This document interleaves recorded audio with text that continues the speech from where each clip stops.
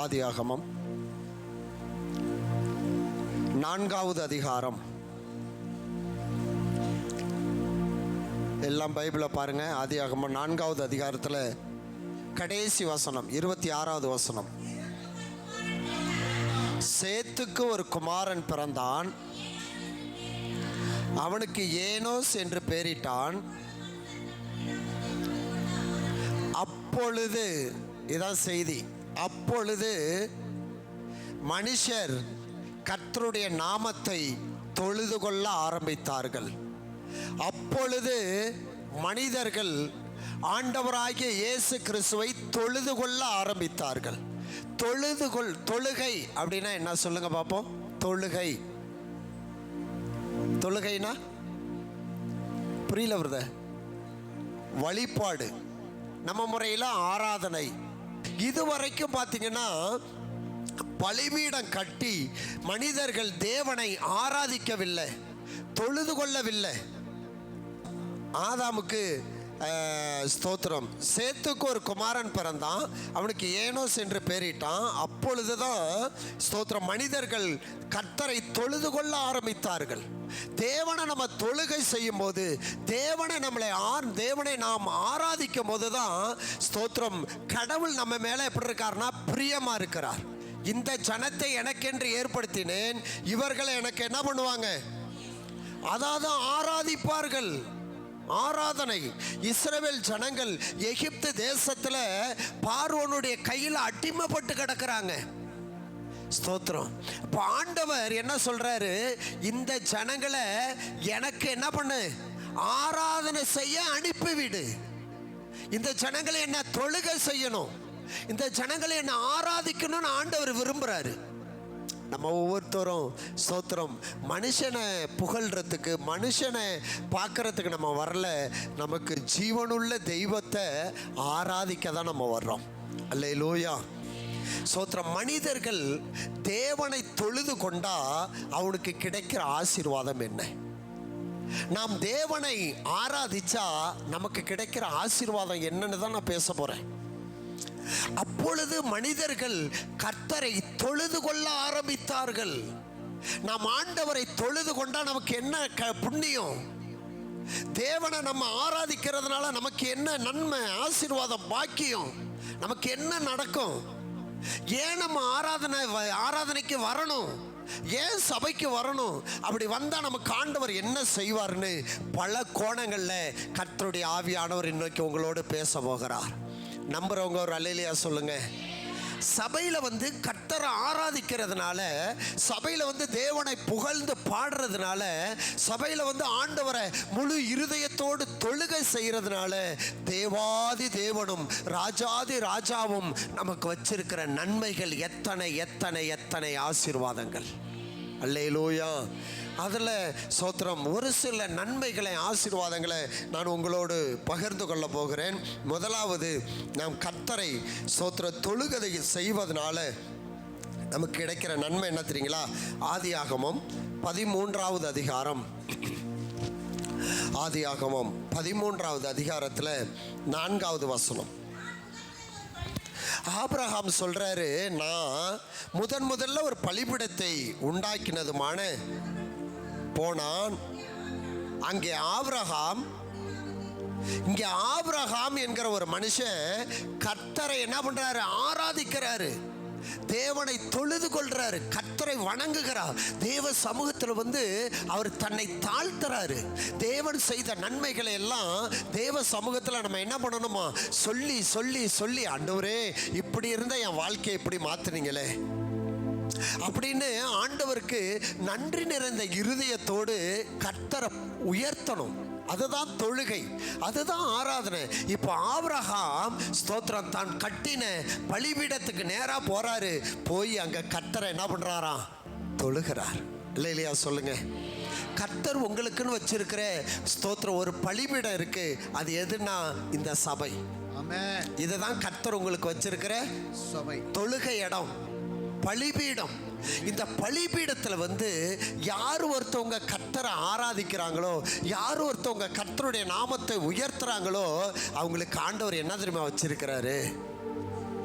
இப்போ ஆபிரகாம் அந்த பலிபீடத்துல போய் என்ன பண்றாரு? தொழுகை செய்யறாரு. அப்படி தொழுகை செஞ்சதுனால, ஆராதிச்சதுனால என்ன தெரியுமா நடந்துச்சு? 6வது வசனம் படிங்க. அவர்கள் ஒருமித்து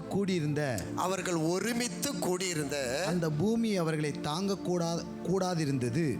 அவருடைய ஆஸ்தி மிகுதியா இருந்தபடியால், அவர்களுடைய ஆஸ்தி, ஆபிரகாம் ஸ்தோத்திரம், லோத்துடைய ஆஸ்தி மிகுதியா இருந்தபடியினால் அவர்கள் ஒருமித்து வாசம் பண்ண ஏதுவில்லாமற் போயிற்று. பாருங்க, முதல் விஷயம், யார் ஒருத்தவங்க கர்த்தர் உங்களுக்கு கொடுத்திருக்கிற இந்த ஆராதனை ஸ்தலத்துல, இந்த பலிபீடத்துல வந்து கர்த்தரை ஆராதிக்கிறாங்களோ அவர்களுக்கு மிகுதியான ஆசீர்வாதத்தை ஆண்டவர் தருவார்.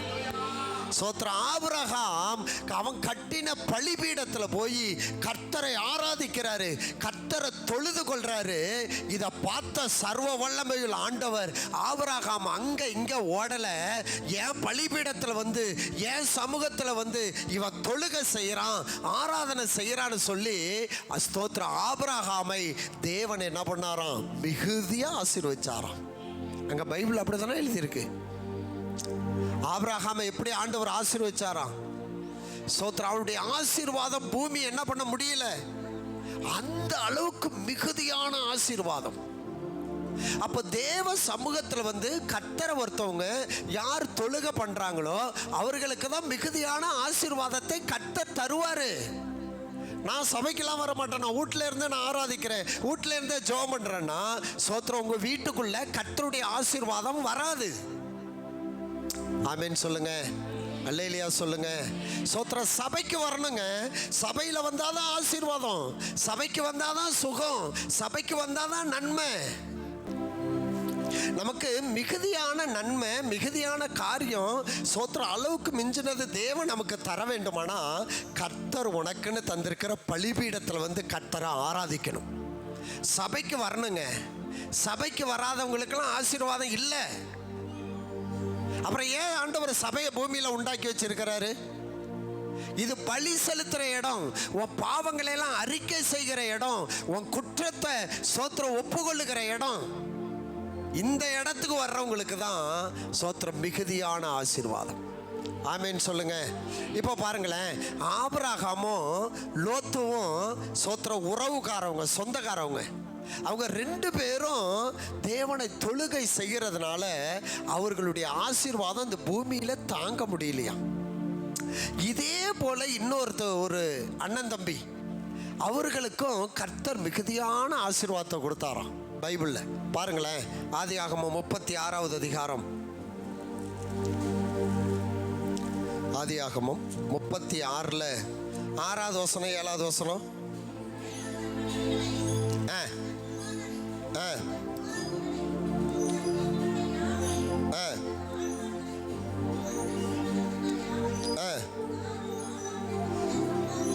தான் கானான் தேசத்தில் சம்பாதித்த ஆஸ்தி முழுவதையும் சேர்த்து கொண்டு பிரிந்து வேற தேசத்துக்கு போயிட்டான். அவர்களுடைய 2 பேருடைய சம்பத்து, அண்ணன் தம்பியுடைய சம்பத்து மிகுதியா இருந்தபடியால் அவர்கள் ஒருமித்து குடியிருக்க கூடாமல் போயிற்று.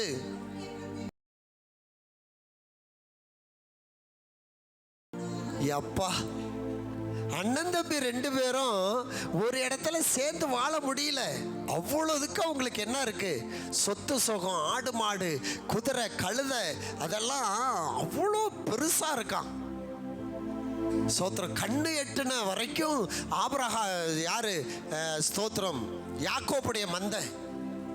இந்த பக்கம் கண்ணு எட்டுன தூக்குறோம் வரைக்கும் பார்த்தீங்கன்னா ஏசாவுடைய மந்தை.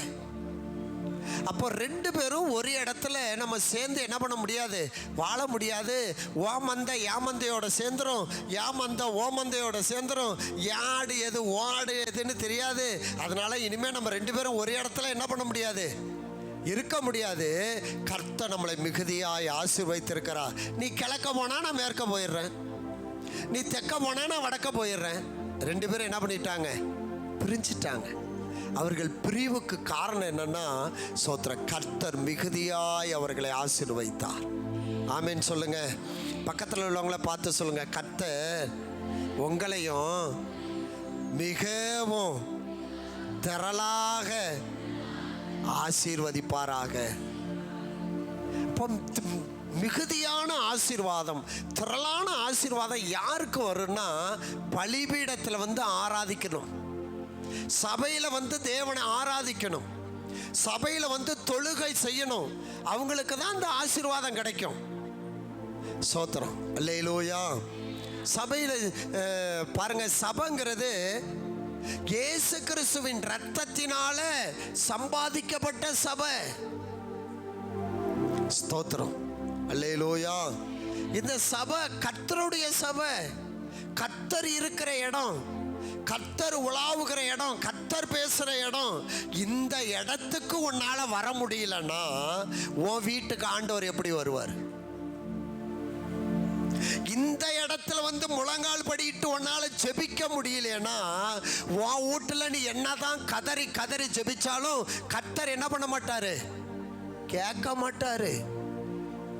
ஆண்டவர் சொல்றாரு, ஆலயத்தை பார்த்து சொல்றாரு, சாலமோன் ஆலயத்தை பார்த்து சொல்றாரு, இந்த ஸ்தலத்துல ஏறெடுக்கப்படுகிற விண்ணப்பங்களுக்கு கர்த்தருடைய கண்களும் கர்த்தருடைய செவிகளும் திறந்தவைகளுமாய் கவனிக்கிறவையுமாய் இருக்கான்.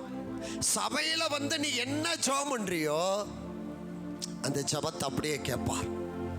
அண்ணால் சோத்திரம் மலடி தான் வீட்டில் அவ ஜெபம் பண்ணாம இருந்திருப்பாள். அந்த அம்மா புள்ள இல்லாத நிலமை அவளுக்கு தான் தெரியும். அவ கதறி இருப்பா, கண்ணீர் வடிச்சிருப்பா.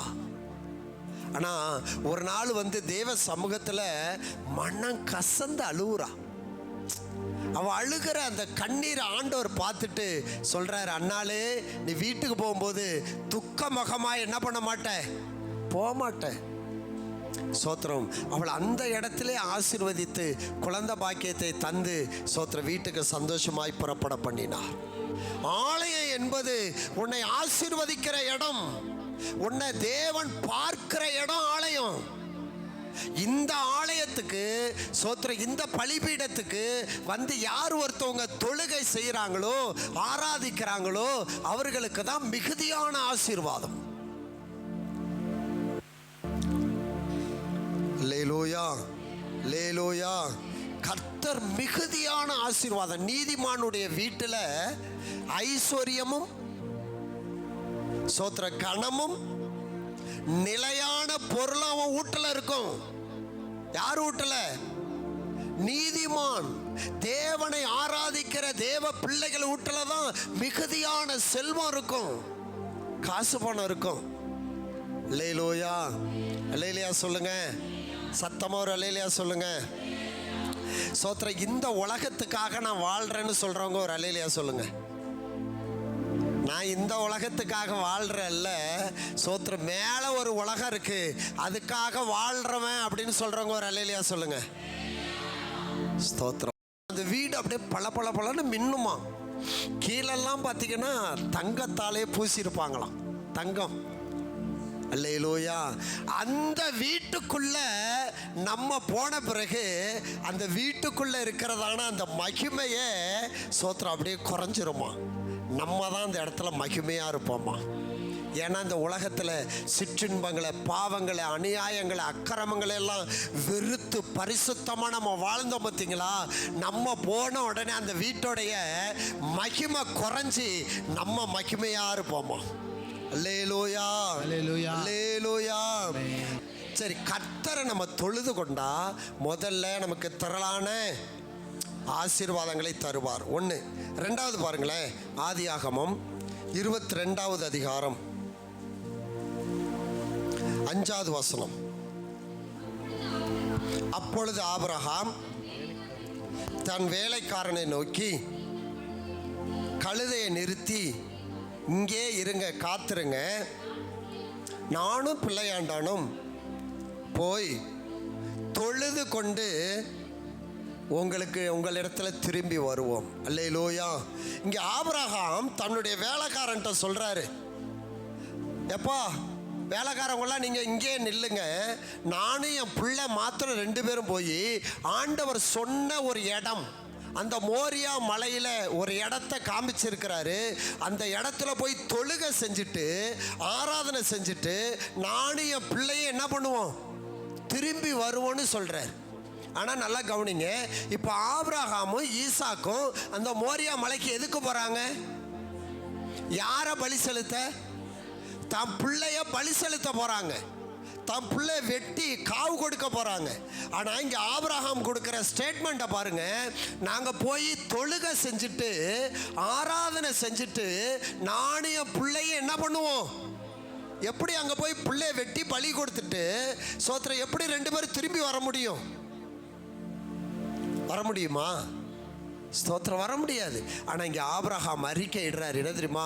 நான் போய் பலி செலுத்துவேன், நான் போய் தொழுகை செய்வேன், நான் ஆராதனை பண்ணுவேன், ஆராதனை முடிச்சுட்டு நானும் என் பிள்ளையும் சுகமாக கீழே இறங்கி வருவோம். அல்லேலூயா. சோத்திரம். 2வது விஷயம், சோத்திரம், நம்ம ஆண்டவரை அப்படியே ஆராதனை செய்யும்போது தொழுகை செய்யும்போது 2வது நமக்கு கிடைக்கிற ஆசீர்வாதம் என்ன தெரியுமா? இப்போ படிங்க அதே அதிகாரத்தில், ஆதியாகமம் 22வது அதிகாரத்தில் 13வது வசனம் 14வது வசனம்.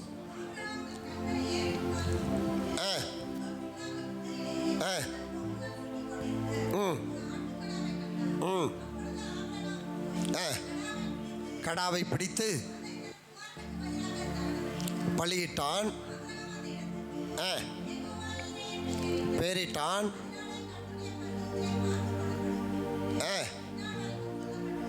அல்லேலூயா. இப்போ எல்லாரும் என்ன கவனிங்க, இப்போ எல்லாரும் என்ன பாருங்க.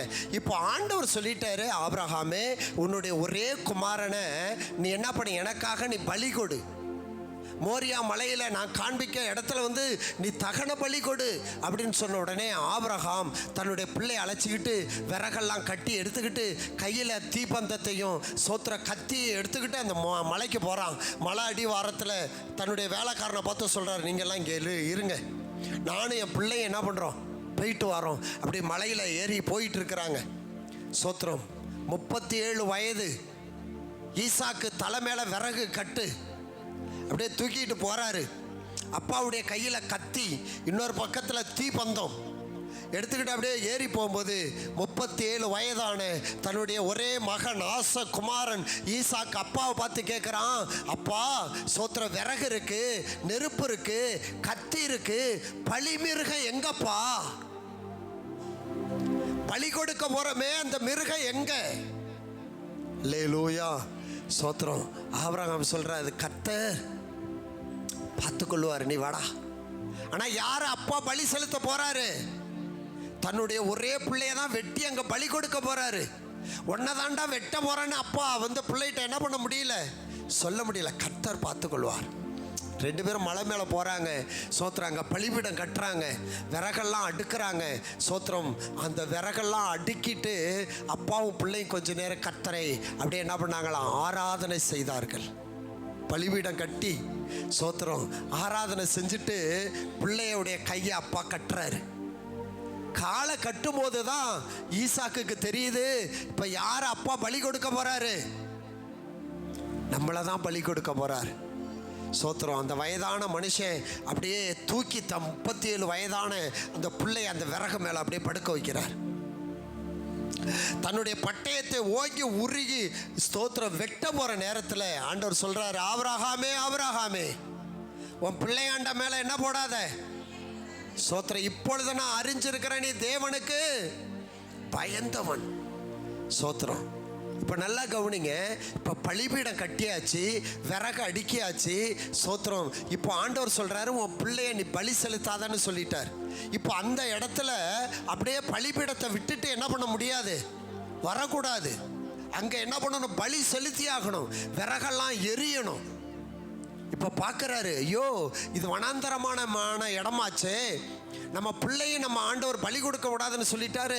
வேற நம்ம ஒன்றும் ஆடு மாடை என்னது ஒன்றையும் கொண்டு வரலையே, இப்போ என்ன பண்ணுறதுன்னு தெரியலையேன்னு சொல்லிட்டு தன் கண்களை ஆபிரகாம் ஏறெடுத்து பார்க்குறாரு. அங்கே ஒரு காட்டில், ஒரு முள்ளில், ஒரு புதரில் ஒரு கடா என்ன பண்ணிக்கிட்டு இருக்கு, சிக்கிக்கிட்டு இருக்கு. அல்லேலூயா. சோத்திரம். ஓடி போய் அப்பனும் பிள்ளையும் சோத்திரம் அந்த ஆட்டை பலி மிருகத்தை கொண்டு வந்து என்ன பண்ணுறாங்க, பலிபீடத்தில் வச்சு வெட்டி சோத்திரம் அப்படியே என்ன பண்ணுறாங்க, நெருப்பை வச்சு என்ன பண்ணுறாங்க, எரிச்சு சாம்பலாக்கிடுறாங்க. ஒரு அல்லேலூயா சொல்லுங்க. ரெண்டாவது விஷயம் என்ன தெரியுமா புரியுது உங்களுக்கு? யார் ஒருத்தவங்க கர்த்தரை முழு இருதயத்தோடு முழு ஆத்மாவோடு தேவனை ஆராதிக்கிறாங்களோ அவர்களுடைய தேவைகளை கர்த்தர் சந்திப்பார். உன் தேவை சந்திக்கப்படணும் இல்ல, உன் குடும்ப தேவை சந்திக்கப்படணும் இல்ல, உன் பிள்ளைகளுடைய தேவை சந்திக்கப்படணும்னா முழு இருதயத்தோடு யாரை ஆராதிக்கணும்? நல்லா கவனிங்க. இப்போ அப்பனும் பிள்ளையும் பலிபீடம் கட்டியாச்சுங்க, விறகெல்லாம் அடுக்கியாச்சு. இப்போ அப்பனும் பிள்ளையும் சேர்ந்து கொஞ்ச நேரம் கர்த்தரை பாடி துதிக்கிறாங்க. ஆராதனை ஆராதனை என் நண்பரேசுவுக்கே, மகிமை உமக்கன்றோ, மாட்சிமை உமக்கன்றோ, மகிமை உமக்கன்றோ. கவனிங்க. இப்போ ரெண்டு பேரும் ஆராதிச்சுக்கிட்டு இருக்கிறாங்க. ஆனால் அப்பாவுக்கு தெரியும் இப்போ யாரை பலி செலுத்த போகிறோம், தான் பிள்ளைய பலி செலுத்தோம். ஆனால் பிள்ளைக்கு தெரியாது அப்பா நம்மளை தான் இப்போ என்ன பண்ண போகிறாரு, பலி செலுத்த போகிறாருன்னு பிள்ளைக்கு தெரியாது. அதனால பிள்ளை ஆண்டவரை பார்த்து அப்படியே ஆராதிக்கிறான், சந்தோஷமாக ஆராதிக்கிறாரு ஈசாக்கு. ஆனால் அப்பாவும் அந்த இடத்துல என்ன பண்ணுறாரு, ஆண்டவரை பலிபீடம் கட்டி கர்த்தரை ஆராதிக்கிறார். ஆனால் ஆபிரகாமுடைய இருதயத்தில் என்ன தெரியுமா இல்லை,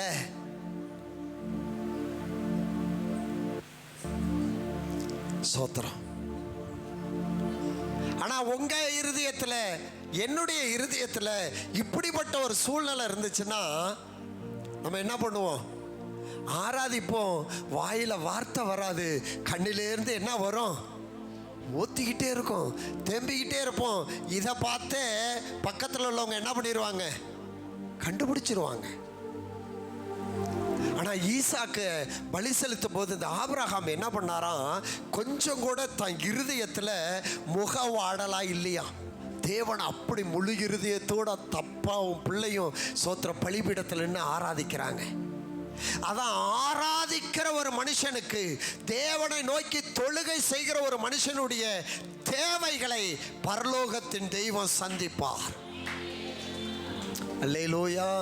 அதனால தான் ஆபிரகாம் அங்கே ஒரு பேர் வைக்கிறார், யெகோவா. அவர் எல்லாவற்றையும், பக்கத்தில் உள்ளவங்களை பார்த்து சொல்லுங்க, நீங்கள் மனசார ஆராதிச்சிங்கன்னா அவர் எல்லாத்தையும் பார்த்துப்பாரு. உன் குடும்பத்தை பார்த்துப்பாரு, உன் பிள்ளைய பார்த்துப்பாரு, உன் வேலையை பார்த்துப்பாரு, உன் படிப்பை பார்த்துப்பாரு. அல்லேலூயா சொல்லுங்க, உன்னையும் பார்த்துப்பாருன்னு சொல்லுங்க. யெகோவா ஈரே, அவர் எல்லாவற்றையும் பார்த்துப்பார். கவலைப்படாதீங்க. பணத்துக்கு என்ன பண்ணுவேன், பிள்ளையுடைய லைஃபுக்கு என்ன பண்ணுவேன், டோன்ட் வரி. கர்த்தரை நல்லா ஆராதிங்க. ஆராதிக்கிற மனுஷனுக்கு என்ன வரும், ஆசீர்வாதம் வரும். ஆராதிக்கிற மனுஷனுக்கு ப்ரொமோஷன் வரும். அல்லேலூயா. உன் தேவை இன்னதென்ற பரலோக தேவன் அறிந்திருக்கிறார். அதனால உன் தேவை சந்திக்கப்படணும்னா என்ன பண்ணுங்க சொல்லுங்க, என்ன பண்ணணும், பக்கத்தில் பார்த்து சொல்லுங்க, ஆராதிங்க, அசதி ஆராதிங்க. ஸ்தோத்திரம். அல்லேலூயா.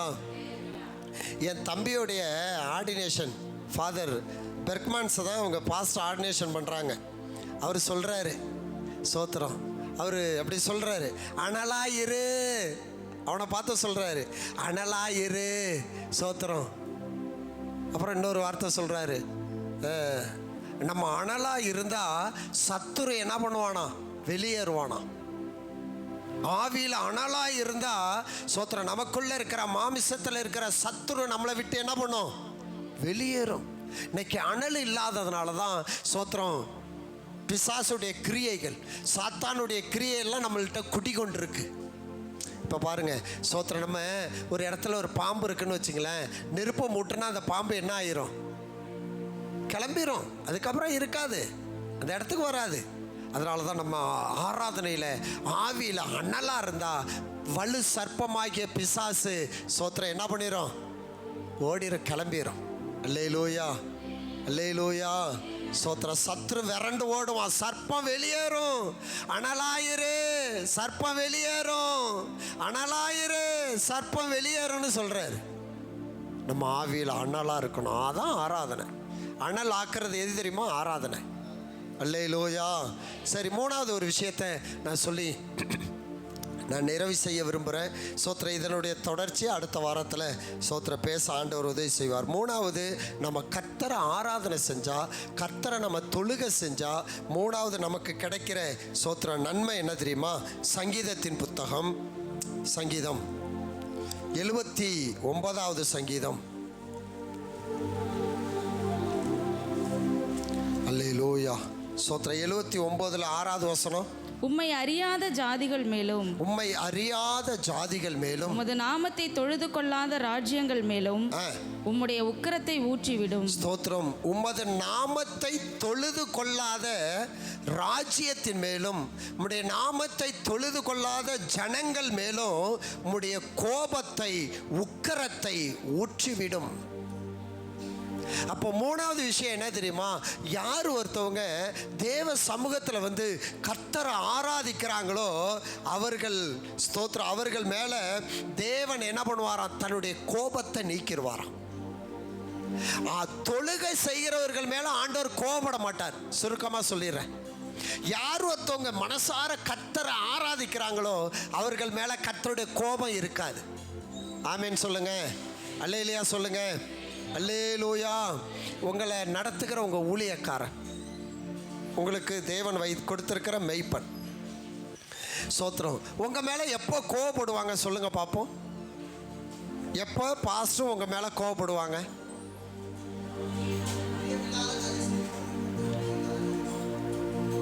பின்னாடி சபைக்கு வரலன்னா ஊழியாரவங்க கோவப்படுவாங்க. ஆண்டவருக்கு பிரியமில்லாத காரியங்களை செய்யும்போது கோவப்படுவாங்க. ஸ்தோத்திரம். சபையில் வந்து தூங்கிட்டு இருந்தா, சபையில் வந்து பாட்டு பாடும்போது என் மனசுக்குள்ளே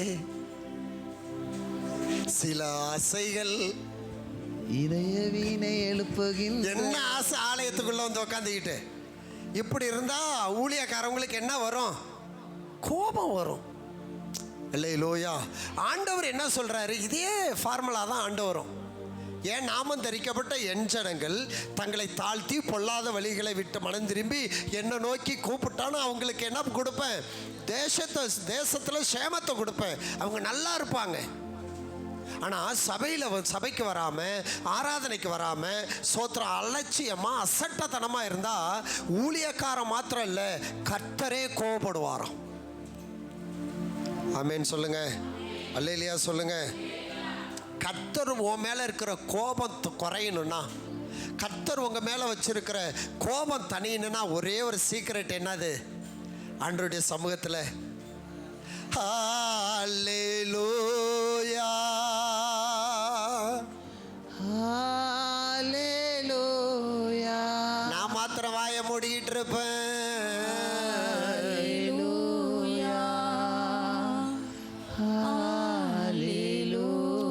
அவரை பார்த்து ஒரு போதும் கைவிடா, ஒரு நாளும் விலகிடா.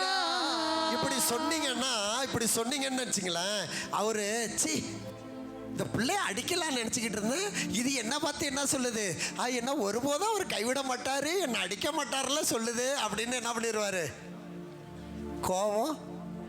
சோத்திரம். அல்லேலூயா. இப்படி ஒரு சரணத்தை பாடி அப்படி ஆண்டவரை புகழ ஆராதிக்க ஆரம்பிச்சிட்டோம்னா அவர் நம்ம மேலே இருக்கிற கோபத்தையெல்லாம் என்ன பண்ணிடுவார்? புசு புசு புசு புசுன்னு குறைச்சிடுவார். பாருங்க, நான் அதெல்லாம் சொல்கிறேன் பாருங்க. ஆண்டவர் தான் சொல்கிறாரு, யோனா நினிவே பட்டணத்துக்கு போடா, எல்லா பயிலையும் என்ன பண்ணிட்டானுவான்? பாவம் செஞ்சு எனக்கு கடுப்பை ஏற்றி விட்டானுவான். அவனை மேலே நான் கோபமாக இருக்கிறேன். நீ போய் என்ன பண்ணு, நினிவேயில் போய் சோத்திரம், நினிவே பட்டணத்துக்கு விரோதமாக பிரசங்கம் பண்ணு. இந்த பட்டணத்தை நான் கவிழ்த்து போட போகிறேன். அங்கே இருக்கிற ஆணு பொண்ணு ஆடு மாடு எல்லாத்தையும் நான் கொண்டு கொலையாக்க போகிறேன். போய் சொல்கிறேன் அப்படின்ட்டார். அல்லேலூயா. நான் ஏன் போகணுன்னு வேற பக்கம் போயிட்டான் அவன். ஆண்டவர் பார்த்தாரு, நான் சொன்னதை நீ கேட்கல, இப்போ அவனை என்ன பண்ணுறேன் பாருன்னு சோத்திர கடலையும் காற்றையும் பொங்க விட்டுட்டாரு. எல்லா பயிலும் மரண பீதியில் இருக்கிறானோ. இப்போ யோனா சொல்கிறாரு, டே இது என்னால் தான் வந்துச்சு, நான் ஆண்டவருடைய வார்த்தையை கேட்காம நான் வந்துட்டேன்டா, என்னால் தான் இந்த ஆண்டவர் இப்படி எல்லாம் பண்ணிகிட்டு இருக்காரு, என்னை தூக்கி எல்லா பேரும் சேர்ந்து எதில் போடுங்க, கடலில் போடுங்கன்னொன்னே இதான் சாக்குன்னு ஒருத்தன் கூட யோசிக்கவே இல்லை. பாவி பயல, ஆண்டவருக்கு விரோதமாடா நீ வந்திருக்கிற அப்படின்னு தூக்கி குண்டாங்கட்டையா தூக்கி எதில் போட்டுட்டானுவான். கடலில் போட்டோன்னே ரெடியாக ஆண்டவர் ஒரு மீனுக்கு கட்டளையிட்டு இருந்தார். மீனே நீ என்ன பண்ணு, சோத்திர கடலில் தூக்கி இந்த யோனா ஊழியக்காரரை தூக்கி போடுவானுவான்.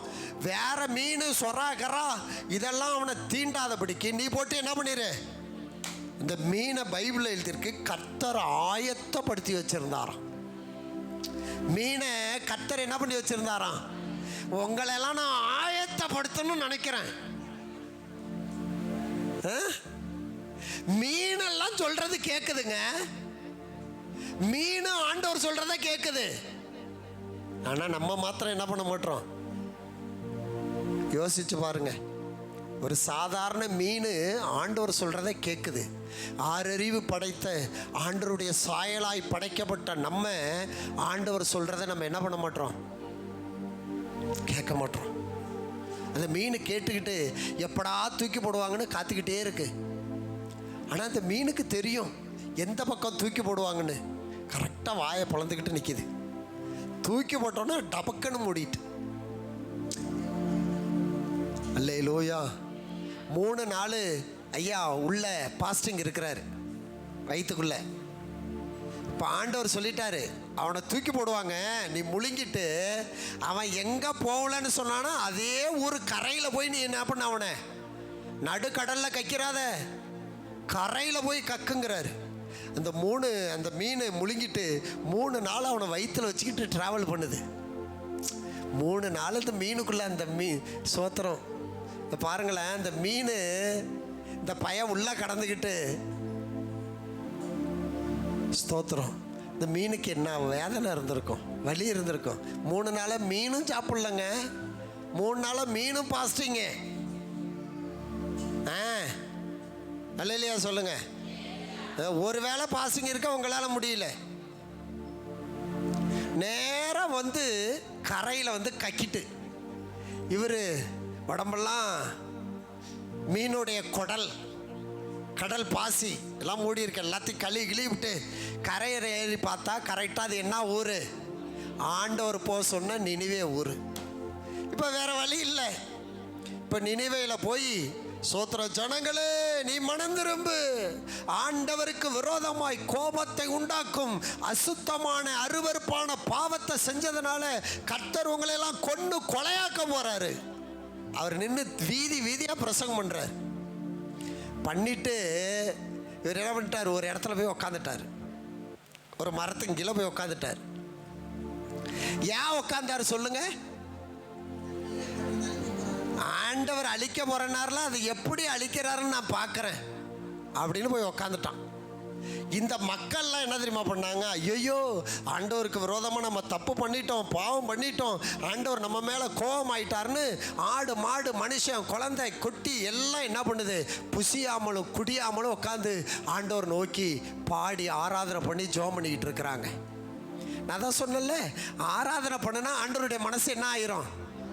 இப்போ ஆண்டவர் பார்த்தாரு, இந்த பயிலெல்லாம் சாகடிக்கலான்னு நினச்சேன், இப்போ என்ன பண்ணுறான், நல்லவரே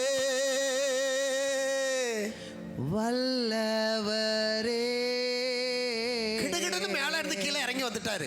அப்பா என்னை பார்த்து நல்லவன்னு சொல்லிட்டானே, ஐஸ் வச்சிட்டான்னு சொல்லிட்டு ஆண்டவர் என்ன பண்ணுறாரு, அந்த பட்டணத்துக்கு அழிப்பேன்னு சொன்னதை அழிக்காமட்டார். சோத்திரம். இந்த விஷயம் யோனாவுக்கு தெரிஞ்சிருச்சு. எனக்கு தான் அப்பவே தெரியுமா ஐயா, இவர் சொன்னா இவர் என்ன பண்ண மாட்டாரு, செய்ய மாட்டாரு, எனக்கு அப்பவே தெரியும். அதனால இப்ப எரிச்சலா இருக்கிறான். யோனாவுடைய முகம் எப்படி இருக்கு, உங்களை போல எரிச்சலா இருக்கிறவங்க ஒரு அலையிலேயே சொல்லுங்க. யோத்திங்களா, இப்ப அத்தனை முகமும் என் மேல எரிச்சலா இருக்கு. அதனால தான் அல்லேலியா வரல. அல்லேலூயா, அல்லேலூயா சொல்லுங்க. ஆண்டவர் கேட்குறாரு, யோனாவே நீ எரிச்சலாக இருக்கிறது நான் என்னடா அப்படின்னு. ஆமாம் ஆண்டவரே, நான் எரிச்சலாக தான் இருக்கிறேன். ஏன்டா? நான் சாகிற வரைக்கும் உங்கள் மேலே எரிச்சலாக இருக்கிறேன் ஆண்டவரேங்கிறான். ஏன்டா? நீங்கள் சொல்லியே என்ன பண்ண மாட்டீங்க? சோத்திரம். ஆண்டவர் பாருங்க, அப்படியா இந்த பயலுக்கு பாடத்தை கற்றுக் கொடுக்கணும்னு இந்த யோனா ஒரு மரத்தடியில் போய் உட்காந்துருக்கிறான். மரத்து நிழல்ல, இது நல்லா பச்சை பசேர்னு இருக்குது, பெரிய மரம், அப்படியே நிழல்ல உட்காந்துருக்கான். ஆண்டவர் பார்த்தாராம், அங்கே எழுதியிருக்கு பாருங்க, ஒரு பூச்சிக்கு தேவன் கட்டளையிட்டார். எத்தனை பூச்சிக்கு கட்டளையிட்டாரு? ஒரு பூச்சிக்கு தான் கட்டளையிட்டாரு. இப்போ ஒரு பூச்சி ஒரு பெரிய மரத்தில் இருக்கிற எல்லா தலையும் அரிக்க முடியுமா? சொல்லுங்க, முடியாதுல்ல. இப்போ என்ன பண்ணுச்சு, ஒரு பூச்சி ஆண்டவர் கட்டளையிட்ட அந்த கட்டளை கேட்டுட்டு தன்னுடைய இனத்தில் உள்ள தன்னுடைய மற்ற பூச்சிகளை எல்லாம் என்ன பண்ணுது, கூப்பிடுது. வா வாடா டேய், ஆண்டவர் சொல்லிட்டார் வாங்கடா. சோத்திரம். எல்லா பூச்சியும் என்ன பண்ணிட்டு, ஒரு இடத்துல ஒரு இனிப்பு கிடந்துச்சுன்னா எல்லா எறும்பு வந்துடும் தெரியுமா, எல்லா ஈயும் வந்துடும் தெரியுமா. அதே போல் ஒரு பூச்சிக்கு தான் ஆண்டவர் அங்கே கட்டளையிட்டாராம். அப்படி தானமா எழுதியிருக்கு? ஒரு பூச்சியை கட்டளையிட்டார். ஒரு பூச்சி தான். ஒரு பூச்சி ஒரு ராத்திரிக்குள்ள ஒரு மரத்து இலைய திங்க முடியாதுங்க. அது என்ன பண்ணுது, மற்ற இனத்து சோத்திரம் கூட்டாளி அங்காளி பங்காளி சோத்திரம் கொண்டான் கொடுத்தான் அவன் இவன் எல்லாரையும் கூப்பிடுது.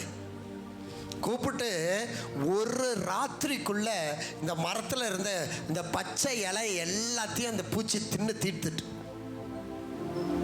ஒரு மரத்தில் இருக்கிற அத்தனை இலையும் பச்சை இலை எல்லாம் தின்னுட்டு இப்போ குச்சி குச்சியாக தான் இருக்கு மரத்தில். காலையில் யோனா கண்ணை திறந்து பார்த்தா மேலே இருந்த நிழல் இல்லை, பச்சை தலையெல்லாம் போச்சு. சூரியன் வெளிச்சம் பட்டு அவன் முகத்தில் அடிக்குது. அல்லேலூயா. அப்போ அவன் சொல்கிறான், சோத்திரை நான் இனிமேல் உயிரோடு இருக்கிறது நல்லதில்லை, நான் செத்து போயிடுறேன், என் பிதாக்களை பார்க்கல, நான் நல்லவல்ல. அல்லேலூயா, அல்லேலூயா சொல்லுங்க.